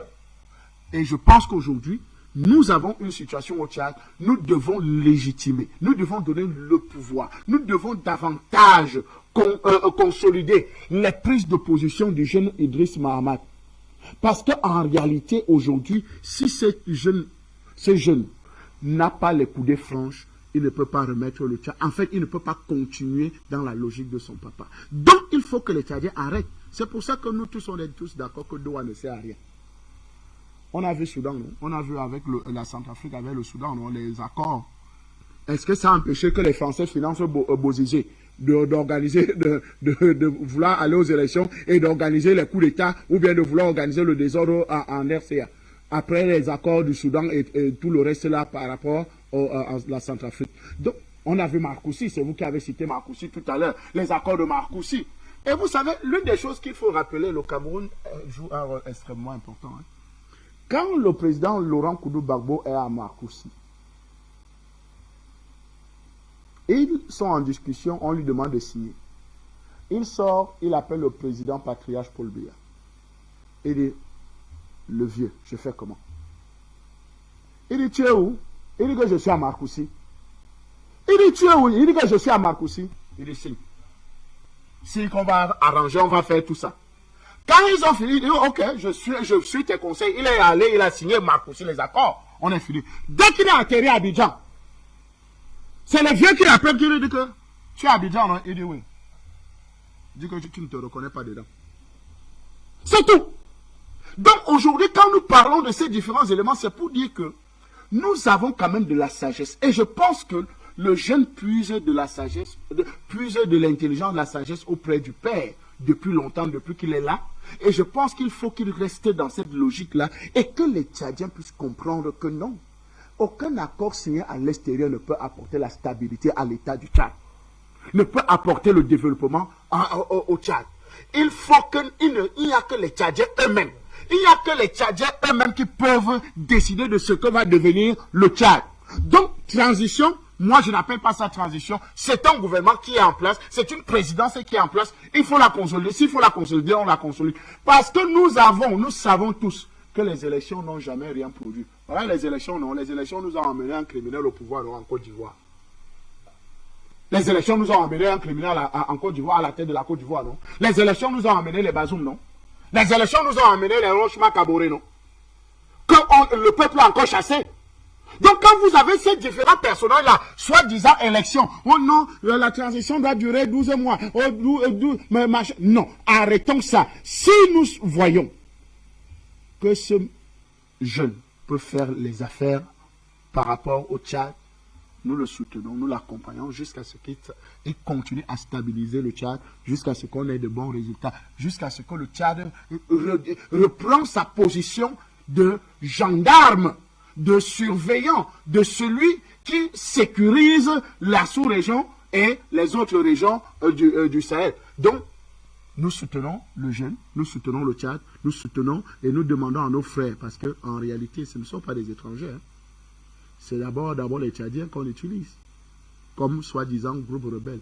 Nous appelons à nos frères, vraiment, revenez sur la table de discussion. Laissez-nous vos histoires de famille. Laissez-nous vos histoires. D'ailleurs, même quand vous parlez de famille, là, n'est-ce pas? Je prends toujours cet exemple. Bush père a dirigé les États-Unis, non? Bush fils a dirigé les États-Unis, non? Un autre Bush aussi était gouverneur d'un État aux États-Unis, non? Hein? Donc, une famille a dirigé. Monsieur Clinton, président des États-Unis. Madame Clinton, secrétaire d'État. Elle a quelques secondes moins zéro. Elle devait être présidente des États-Unis, mari et femme. On a vu François Hollande, président de France. N'est-ce pas? On a vu Ségolène Royal, sa compagne, où ils ont 4 enfants ou 5 enfants, n'est-ce pas? Candidate à l'opposition qui a failli être aussi présidente en France. Donc, on voit encore le même François Hollande, sort de l'arrondissement de Corrèze, même chose que Jacques Chirac. Donc, du même village. C'est en Afrique que quand ça va se passer, on va nous dire que non. ce n'est pas une monarchie, ce n'est pas ceci, ce n'est pas ceci. Mais chez eux, ça se passe comme ça et on regarde. Non, arrêtons ça. Parlant justement de ce pré-dialogue national qui est en cours à Doha au Qatar précisément, les négociations sont plutôt rudes. Les propositions émises par N'Djamena ont été mal accueillies par ces groupes politico-militaires. Entre autres, parlant justement de ces mesures, on va énumérer quelques de ces mesures. Une amnistie pour les signataires, un arrêt des opérations visant les groupes armés, la libération de leurs membres ainsi que de leurs biens saisis, totale liberté de circulation ou encore le droit de participer à la vie publique et politique. Quelle appréciation faites-vous de ces situations, Ahmad Haroun? Merci. Nous avons vu comment le gouvernement a fait le maximum. Même ces propositions, aujourd'hui on a vu certains groupes qui disent qu'ils ne se reconnaissent pas parce que pour eux, le gouvernement a fait unilatéralement. Naturellement, le gouvernement a fait des concessions. Comment vous pouvez comprendre des gens qui ont pris les armes contre les institutions de l'État? Et pendant ces négociations, le gouvernement accepte et le gouvernement propose. C'est au médiateur et les partis concernés de dire que nous acceptons ou pas. Et donc, la volonté politique du président Mahamat et du Conseil militaire de transition est claire. Revenir à la table de négociation, revenir au pays pour permettre à tous les Tchadiens de participer à la vie sociopolitique du Tchad. Beaucoup d'entre ces groupes armés sont rentrés au Tchad. D'autres qui se trouvent à Doha, on a vu certains groupes ne sont pas d'accord avec leur état-major sur le terrain parce que beaucoup d'entre eux, ils veulent revenir au Tchad. Mais les bailleurs de l'autre côté, nous avons constaté que c'est leurs bailleurs qui cherchent seulement un peu à mettre pour empêcher ces gens de revenir. Même nous savons très bien que le gouvernement a fait des concessions. Et beaucoup d'entre ces groupes, soi-disant armés, ils veulent aussi rentrer parce que parmi eux, nous avons le chef d'état-major des FAC qui est revenu à N'Djamena, le chef d'état-major de l'IFDD qui est revenu à N'Djamena, l'ancien maire de la ville qui est revenu à N'Djamena. Donc nous pensons que le maire Tandy aujourd'hui du général Mahamat permet à ces groupes qui veulent revenir, s'ils ont la volonté, bien sûr, s'ils ont la volonté, ils peuvent revenir. Et aujourd'hui, le président Mahamat a confirmé la date du 10 mai pour le dialogue national inclusif. Donc, il reste quelques jours pour ceux qui veulent revenir au Tchad et continuer à dialoguer. Ce qui est marrant dans ça, nous avons constaté des vigiles en France, des humoristes qui se revendiquent des groupes armés et qui se retrouvent à Doha. Donc, du coup, et quelques jours après, ils revendiquent le peuple parce que pour eux, s'il n'y a pas l'argent, ils ne vont pas continuer à rester à Doha. Donc, du coup, ça fait de l'ironie. On a ramassé des gens qui se retrouvent en France, des gens qui sont cachés au Qatar, et certains groupes qui sont en Libye. C'est ceux-là qui sont partis pour dire qu'ils revendiquent la légitimité. Par contre, c'est que les peuples tchadiens, la société civile et les partis politiques aujourd'hui, ils n'ont pas dit leur dernier mot. Ils ont constaté que c'est des criminels. Beaucoup d'entre eux, c'est des assassins.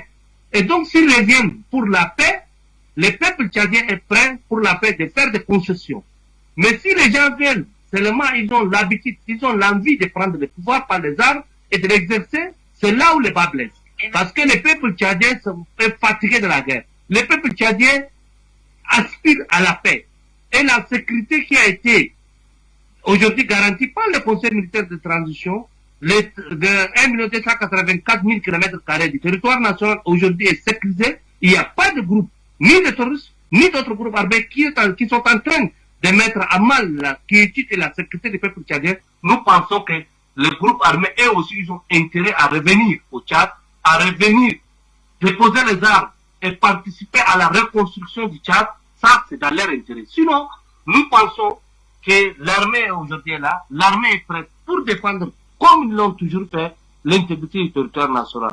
En plus de ça, le peuple tchadien aujourd'hui et la plupart des intelligentsia tchadiens encouragent le président Mahamat parce qu'ils ont vu en lui un homme qui est en train de passer sur les pas de son père, mais il a tendu les mains comme d'habitude pour dire à ceux qui veulent la paix de revenir.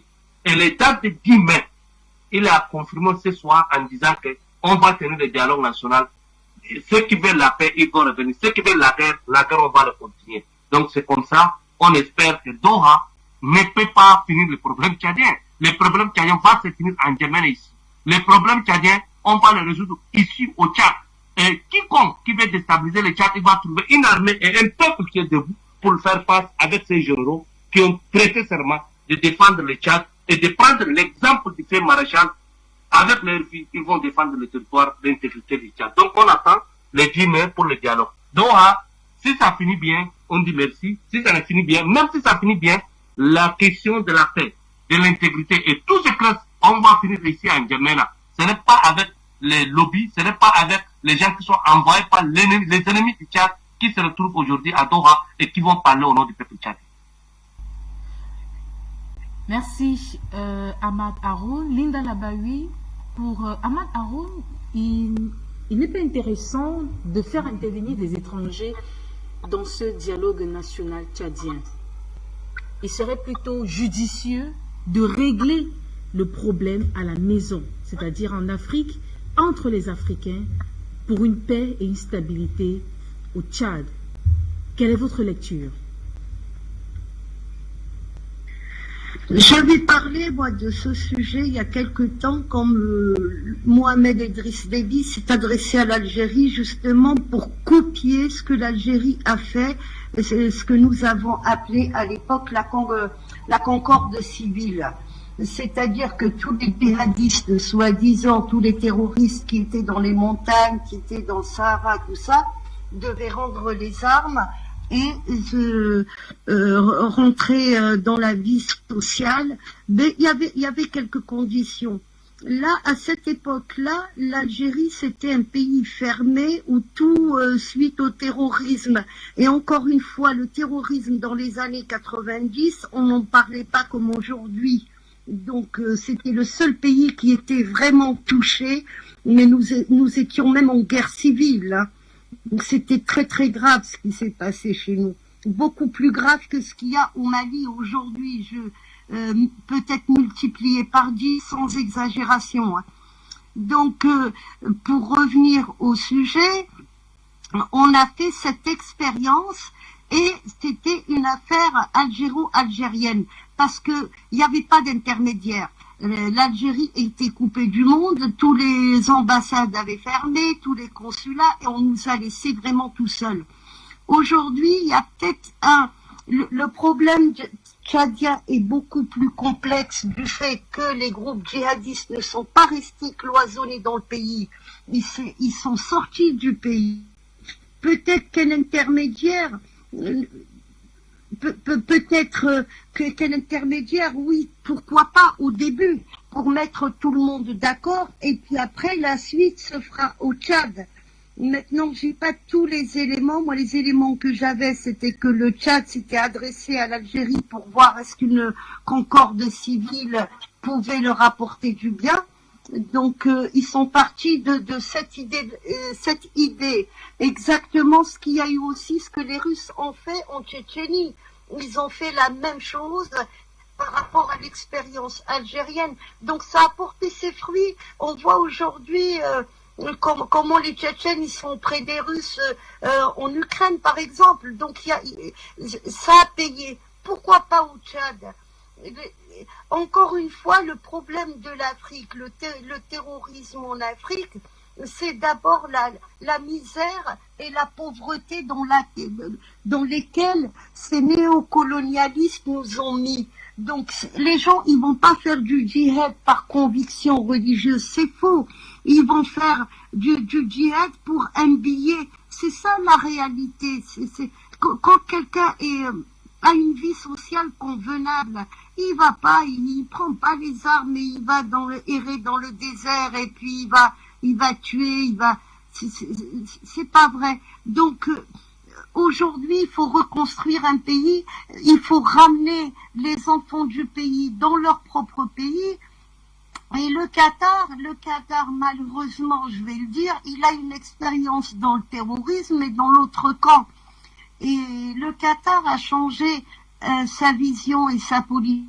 dans le monde. Il l'a changé depuis que la Russie est revenue en force et depuis qu'il s'est mis aussi dans l'OPEP+. Donc on a vu que les pays du Golfe ont tous été du côté de la Russie, n'ont pas voté des sanctions. Et principalement le Qatar qui est très lié à l'Iran. Et il se détache de la Turquie.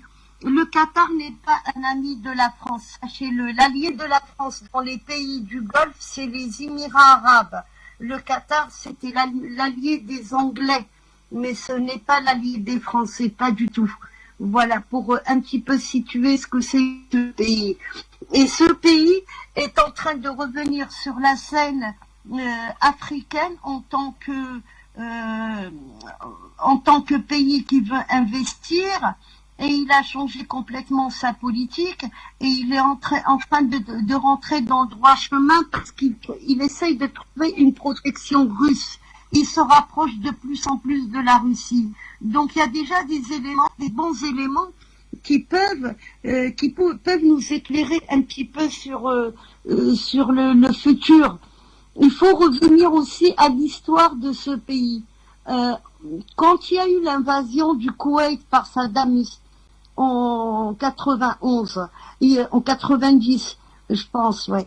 C'était la fin de l'Union soviétique. Et en 96, il y a eu, peut-être que vous n'êtes pas au courant, pour ceux qui sont jeunes, non, mais pour Monsieur Bondakani, tout ça, peut-être qu'à l'époque, il s'intéressait à la géopolitique de côté-là de la planète. En 96, il y a eu un complot contre le Qatar. Dans ce complot, il y avait l'Égypte, les Émirats arabes, le Bahreïn, et il y avait aussi l'Arabie saoudite. Ils envisageaient d'envahir le Qatar et de dispatcher les richesses du Qatar contre eux. Et le Qatar n'a trouvé à l'époque un allié qu'autre que les États-Unis, donc ils ont cédé pas mal de choses et ils ont fait pas mal de concessions. Et il s'est allié aussi aux Anglais. Et c'est pour ça qu'on retrouve des années plus tard le Qatar dans le carcan du terrorisme, tout ça. Mais ça ne les excuse pas. Je suis en train de raconter des faits, je ne suis pas en train d'excuser. Voilà, c'est des faits historiques qui expliquent pourquoi le Qatar s'est trouvé à englober tous les plus grands terroristes arabo-musulmans et les protéger et même les financer. Il faut savoir que c'était la CIA qui avait derrière et les services secrets anglais qui a derrière aussi. Donc aujourd'hui que la Russie est revenue en force, que le Qatar a des accords gaziers, tout ça avec la Russie, et il a d'autres engagements, il trouve une autre protection que celle des Américains, donc il change sa politique, et on le voit de plus en plus, le rapprochement aussi du Qatar et de l'Algérie, alors que je me rappelle très bien quand il y a une dizaine d'années, quand la Ligue arabe a voté contre la Syrie et faire intervenir l'OTAN, et ben le prince qatari a dit carrément, et ça devant les caméras, il a dit au ministre des Affaires étrangères algérien, il lui a dit « Vous n'avez pas voulu voter contre la Syrie, mais sachez que le prochain pays, ça sera vous. » Ça, on se rappelle très bien. Après, on a essayé de déstabiliser tout ça, ils n'ont pas réussi. Mais aujourd'hui, on n'est plus à ça. Et aujourd'hui, le Qatar veut investir en Afrique, il veut corriger sa politique. Mais commencer par Doha et revenir après au pays pour les Tchadiens, c'est pas plus mal. Après, je vais finir par une période de transition. Quand nous sommes en guerre, quand l'Afrique est en guerre, et le monde aussi est en guerre. Donc quand nous sommes en guerre, il faut donner le ton au temps. Si Mohamed Idriss Déby fait un travail correct, laissons-le travailler. C'est exactement pour Monsieur Assimi Goïta. Il faut laisser ces gens-là travailler parce que bien souvent nous n'avons pas les éléments. quand il s'agit, il y a des services de sécurité qui travaillent, il y a des services secrets qui travaillent, qui ont des éléments que nous n'avons pas. Donc, faisons confiance à ces gens-là tant qu'on voit qu'ils font du bon travail et un travail correct, et tant qu'on voit qu'ils aiment leur pays surtout. C'est ça le plus important. Merci Linda Labawi Bandakani. Touchons un tout petit peu le plan économique. Le Tchad se félicite d'avoir procédé à une réduction drastique de la dette intérieure. Le ministre des Finances et du budget tchadien souligne qu'aujourd'hui, le Tchad est à 170 milliards de francs CFA de dette intérieure, alors qu'en 2020, le pays était à 450 milliards de francs CFA. Faut-il applaudir ou bien?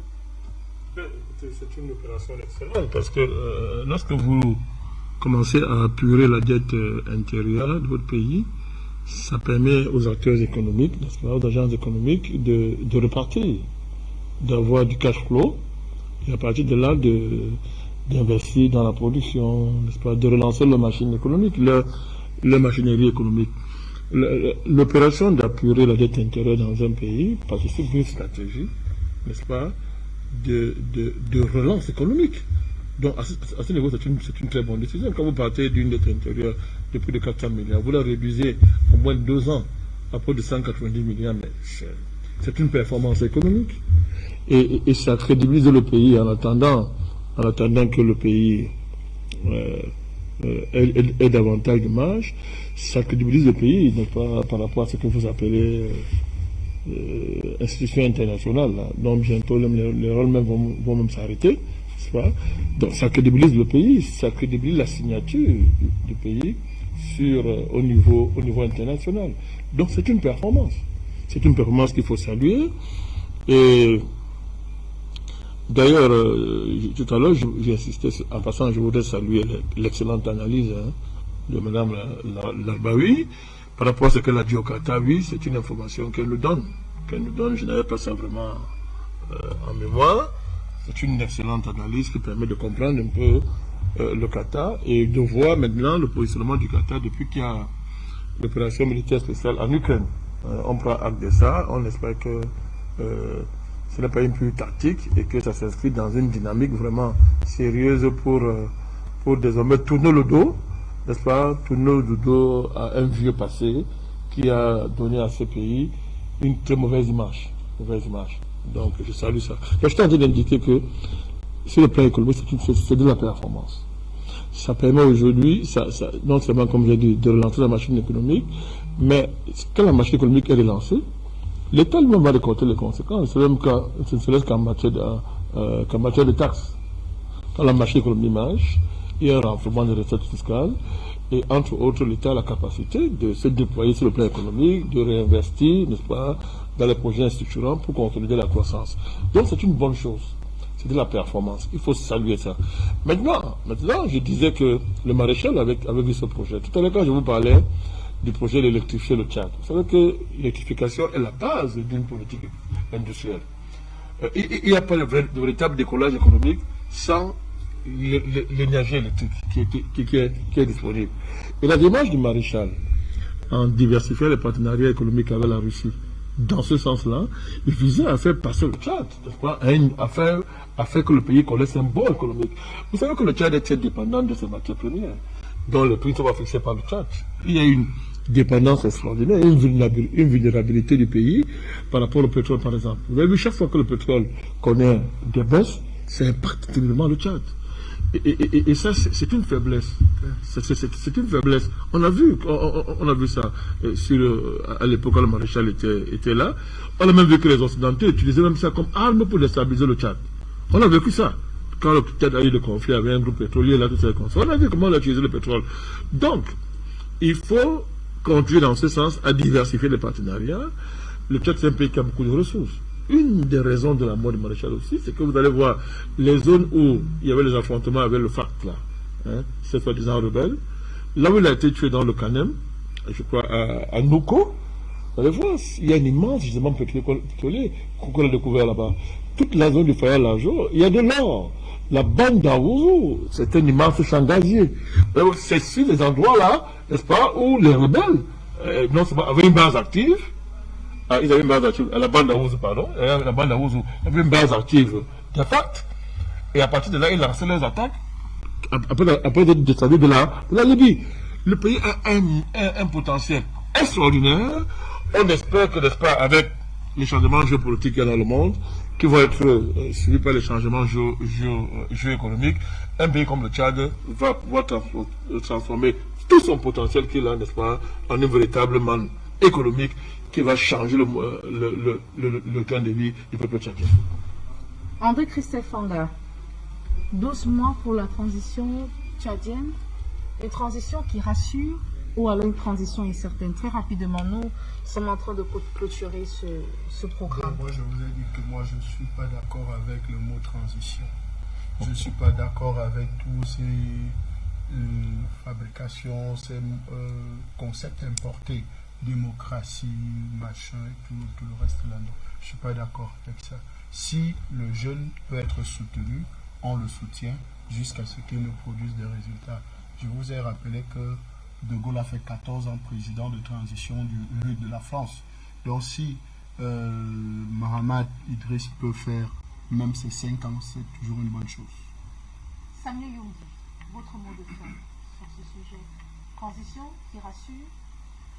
Aujourd'hui, nous pouvons dire que ce qui se passe au Tchad aujourd'hui est très très rassurant parce que le général Mohamed a une persuasion et puis persuade des choses avec beaucoup de maturité parce que l'enjeu de la stabilité et de la paix, de la sécurité également du Tchad et de la SEMA se joue sur cette transition.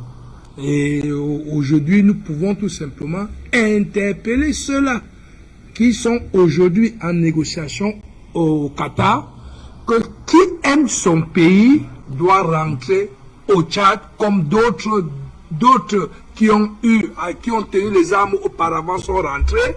Qui n'aime pas le Tchad doit rester à l'extérieur et on va avancer parce que là, il s'agit d'un dialogue national pour la recherche de l'émergence et de la stabilité du Tchad, comme l'a si bien voulu le maréchal Idriss Déby Itno, pour le bien des populations tchadiennes et africaines. Amada, votre mot de fin, une transition qui rassure, 12 mois pour cette transition ou alors une transition incertaine après le départ du maréchal Idriss Déby Itno, en 30 secondes s'il vous plaît. Cette politique qui est là, il y a toutes les institutions, tous les appareils pour la mise en place de cette transition réussie sont mis en place. Nous pensons qu'on peut réussir, les Tchadiens peuvent s'en sortir. Après le dialogue, le Tchad va être toujours debout comme avant. Linda Labaoui, nous vous écoutons. Votre mot de fin. Transition incertaine ou alors transition... Mon mot de fin, moi je dirais qu'il y a beaucoup de traîtres en Afrique. Il faut rester en transition tant qu'on n'a pas déniché tous les traîtres et tous les renégats que nous avons. C'est ça qu'il faut faire. Il faut d'abord nettoyer et passer au vote après. Merci Linda Labaoui d'avoir répondu présent ce soir dans le cadre de ce programme Face à l'actualité.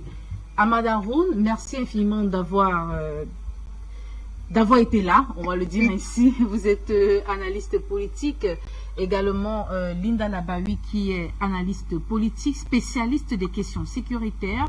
Samuel Youmbi, analyste politique, merci pour votre disponibilité à chaque fois que la télévision panafricaine vous contacte. Bandakani, président du nouveau mouvement populaire, merci d'être là. Un plaisir d'être à vos côtés ce soir. André-Christophe Fanga, directeur de publication de la Dépêche de Midi, merci pour votre disponibilité. Mesdames, Messieurs, merci infiniment d'avoir regardé ce programme. Merci à tous ces internautes qui ont réagi sur nos différentes plateformes. Vous le savez, ce programme est également en direct sur les plateformes d'Afrique Média. Merci infiniment pour votre fidélité. C'est ici que nous mettons un point final à ce programme. Merci de l'avoir suivi. Restez en compagnie des programmes de la télévision panafricaine. Au revoir.